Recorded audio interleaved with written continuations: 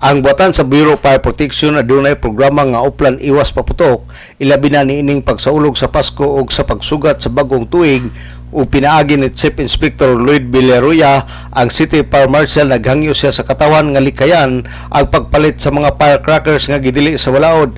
Iyang gisaysay ang gitugot ug ang gidili. Uplan iwas na paputok.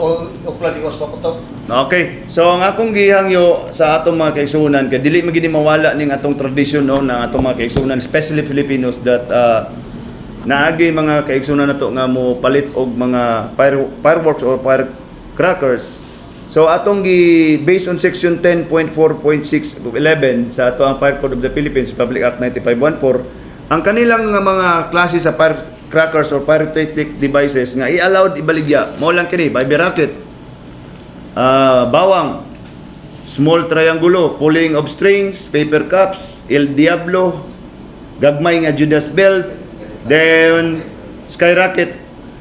Apan dunay mga prohibited no types of firecrackers or pyrotechnic device nga dili gid angayan ibaligya, kinahanglan confiscate. So we are so very fortunate and thankful nga we will be coordinating with the PNP and Department of Health in implementing this uplan iwas paputok. So bawal babaligya ang watusi, piccolo, mother rockets, pillbox, boga, big Judas belt, big bawang, Quiton, and Goodbye Philippines, and other banned firecrackers nga like atomic bomb, 5-star, plapla, o other pa nga dagko o super lolo nga maka cause gid siya og sunog. Si Chief Inspector Lloyd Villaruya sa Bureau of Fire Protection.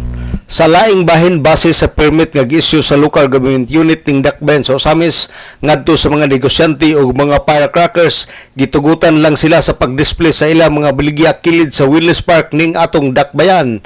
Og sa nakalap nga kasayuran sa DXDD News Team, adunay 11 ka mga individual nga nag-display sa ilang mga baligya sa nesgutang lugar.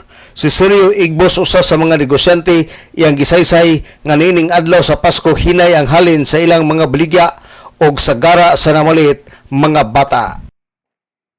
Minus jud ang halin jud kay wal dili pa sa una nga abunda kay halin karon minus kay minus taw minus halin.